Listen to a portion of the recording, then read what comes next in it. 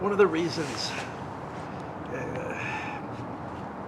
well, so I did a sort of a literary review of Faulkner's Sound and the Fury, which, you know, is a real literary work. Some people mentioned, oh, you should do more stuff, especially science fiction and fantasy type stuff. So I'm going to show you why that doesn't make sense. All right. The book I just finished right now is Harry Harrison's Invasion Earth. Now, science fiction. Harrison wrote the Stainless Steel Rat stuff. This is early 80s. And it's readable. I take a certain level of enjoyment out of it, but there's absolutely nothing to really analyze about it. Nothing to strike me as, oh wow, I really want to talk about this. So the last time I read something that maybe was impressive enough that it deserved talking about in that sort of sense at all was Orson Scott Card's Songbird. The whole Ender's Game series I could talk about, but a lot of people have access to that. So, you know, one way or another. And it wasn't my first time reading it. Songbird was the first time reading it just maybe 7 years ago, 6-7 years ago. And I really enjoyed it. And, you know, if I had thought about it at that point, I would have done that. Instead, though, usually I read stuff similar to this. Sometimes some history, sometimes some nonfiction. So, in the case of this book, the plot's simple. It's Cold War, 1980s. You even have Ronnie Reagan as president, which is made clear because of the jelly beans and a couple other things. Not done as a caricature or anything, although might as well be. All the characters in the book who are, you know, really actually in it, and that's like very few. It's pretty much told from one person's point of view. Oh well, but in a third person sort of way, of course, because that's simpler to do. Just telling the story, telling what happens, is, you know, action-based. It's Harry Harrison. A little bit of, you know, kind of the hard-boiled military guy in this case, instead of whatever the fuck the Stainless Steel Rat is, hard-boiled thief. I don't know. The characters are really one-dimensional, all of them. There's the plot has a little twist to it, but it's obvious once you get maybe a third of the way or a quarter of the way through the book what it's going to be and what the answer is going to be. And yet I still read through it because, well, I want the whole story played out. You know, the same way when I'm playing a game, even if I know what the overall solution is going to be, I don't know what the whole solution is going to be. And I enjoy reading. I enjoy words passing through me. I enjoy getting a story out of it. So, I mean, in the end, this thing, I don't know if I explained it. So, it's Cold War, 80s era, aliens land on Earth and pretty much, you know, say, oh my, there's other horrible aliens coming and they hate you and they're going to destroy you, or they hate all life and they're going to destroy you. And, you know, whatever. And it all resolves fine. The Earth is saved. A few cities are nuked into non-existence, whatever. But, you know, it's sort of like this clever little trickery game. And you know, Stainless Steel Rat has the same kind of stuff, where it's like, ooh, look how I tricked you, kind of stuff. It would make an okay action movie. Better than as reading material. But I'm fine reading schlock like this. I mean, it's not horrible. It's reasonably, it's written so that it's readable. It's not filled with errors. Some of the science fiction and fantasy is far worse than that. So that brings me to one that I read a little while ago, just before the Faulkner, the Templar Archive. Basically, Dan Brown knockoff. A little bit more reasonable. Doesn't live off of the Holy Blood, Holy Grail side of things. Lives more off of the, hey, where's the Templar treasure? What does it consist of? And the answers are never there in this series, I guess. I don't know. This is the only one I have. But I see 1, 2, 3, 4, 5, 6 books. I don't know how many of them are of this series. But this is clearly part of a series. Some treasures are buried for a reason. I don't know what it says. A Lost Treasure of the Templars novel. It picks up partway through. It's filled with good action. It's a decent story, but it's like trying to review Ian Fleming novels, There's just nothing there except it's sort of an action story. It's enjoyable to read and whatever. What do you want me to do with this shit, And 98% of what I read is going to be of that nature. There's a reason. And I mean, this is not literature either, in my view, right? There's people who are like, oh, we don't study science fiction or fantasy.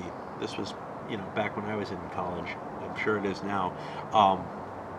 We don't study science fiction and fantasy in literature classes because it's all, pulp type stuff. It's like studying murder mysteries or private eye detective type stories or war stories or cowboy stories. And that's all true. But what it doesn't mean, so first of all, 98% of the shit that's on the bestseller list and whatever, including Dan Brown, including most of it, isn't literature either, right? It's literature in the sense that it's a story written in words in a book. That's it. It's not something worth studying. There's nothing of interest to be said about it. And before I read this, I read knockoffs on the Books of Amber by Zelazny. Somebody wrote a bunch of those. Now, I really like Zelazny. I like him a lot. That's a squirrel. I don't know, maybe you caught it. I enjoy Zelazny a lot, but again, it's not literature.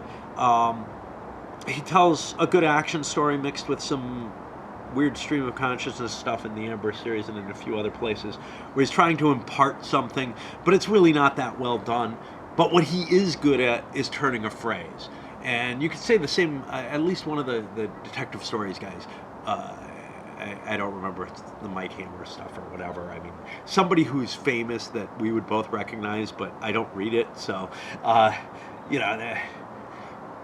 just the way that it's kind of worded is nicely done, and that sort of wording of the world's against me, but that's okay, I'll take them on.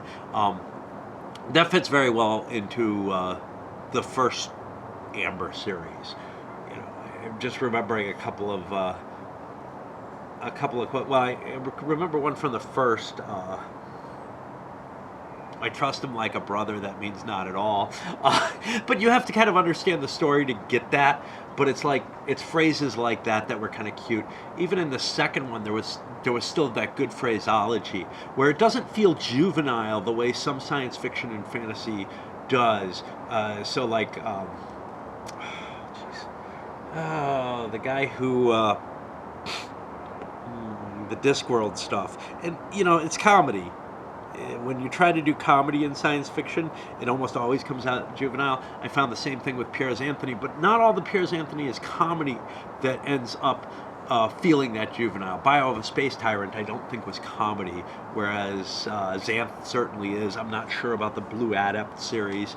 But again, all of those felt very juvenile, especially when you compare it to some of Anthony's earlier writing.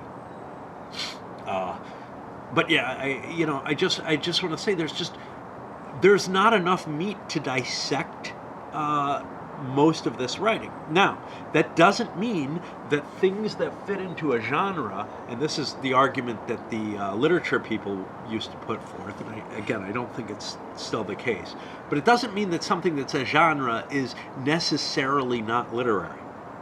I would say that Tolkien counts as literary. Doesn't mean I necessarily like Tolkien, right?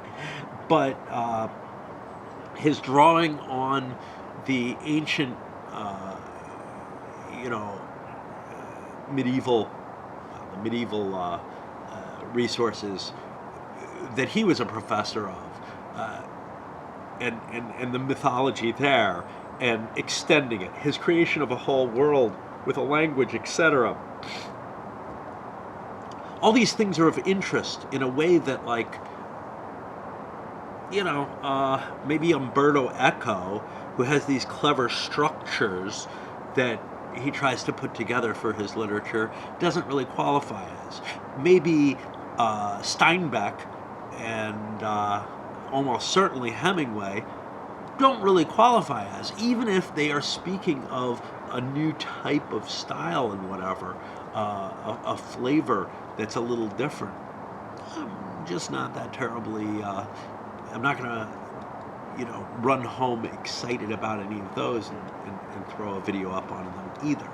I feel like, I don't know, they're sort of part of the modern lexicon, and the only reason to study them as literature is sort of as a, hey, this is the history of literature type of thing. Same thing with, what's George Middleton, I think it is, whatever. It's sort of the first romance novel, before Jane Eyre and all of that stuff and everything. And it's sort of like, yeah, but it's boring as shit nowadays and barely able to work through. There are other things that I would touch on, though. I would touch on Mervyn Peake with Gormenghast. I believe fully that would be an interesting thing to touch if I read it again. I would touch on his on Michael Moorcock's ode to that, essentially, with Gloriana. Is that the one? Is Gloriana the one? I don't know. But anyway, something has to really strike me for it to be worth giving this kind of wording to. I'm willing to do schlock games because you get the playthrough, which to me is the important part, not the review.